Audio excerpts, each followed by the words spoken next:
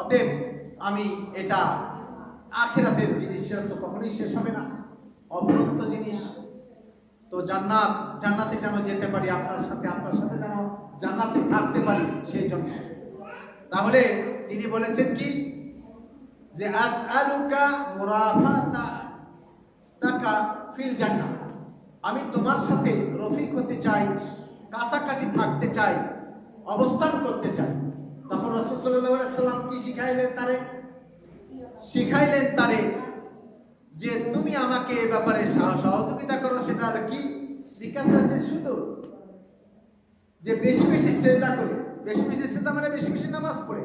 তাহলে নামাজ রাসূল সাল্লাল্লাহু আলাইহি সাল্লামের সাথেও যদি কেউ থাকতে চায়, তাহলেও অবশ্যই তাকে কি করতে হবে, নামাজ আদায় করতে হবে। এজন্য ভাই, আমরা এগুলো মুত্তাকি, এটার আলামত নামাজ আদায় করা, মুত্তাকিদের আলামত নামাজ আদায় করা। কারণ আমরা যদি কোরআনের দ্বিতীয় সূরা বাকারা, সেখানে যদি আমরা একটু দেখি, আলিফ লাম মিম যালিকাল কিতাবু লা রাইবা ফীহি হুদাল লিল মুত্তাকিন, এই কিতাবটা কোনো সন্দেহ নাই, এটা মুত্তাকিনদের জন্য হেদায়েত। বাইরে মুত্তাকিনদের জন্য হেদায়েত। কারা মুত্তাকিন? এখানে আল্লাহ রাব্বুল আলামিন নিজেই বর্ণনা করেছেন যে হুদাল লিল মুত্তাকিন আল্লাযীনা ইউমিনুনা বিল গায়বি ওয়া ইউকিমুনাস সালাত।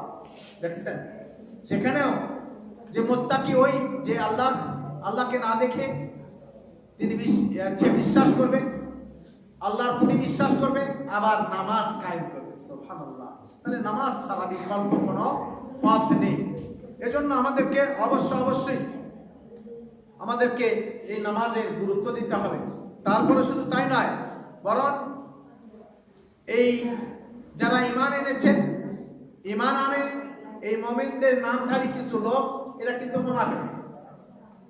এইটা এখন এখানে যদি আমি ওই মুনাফিকদের অন্তর্ভুক্ত, এরা কিন্তু কাফের মুশরিকের চেয়ে খুবই কঠিন।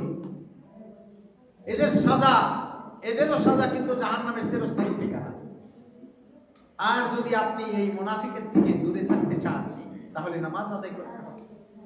রাসূল সাল্লাল্লাহু আলাইহি সাল্লাম তিনি বর্ণনা করেছেন, মুনাফিকরা এই নামাজে শৈথল্যতা প্রকাশ করে, শিথিলতা প্রকাশ করে। নামাজ, ফজরের নামাজ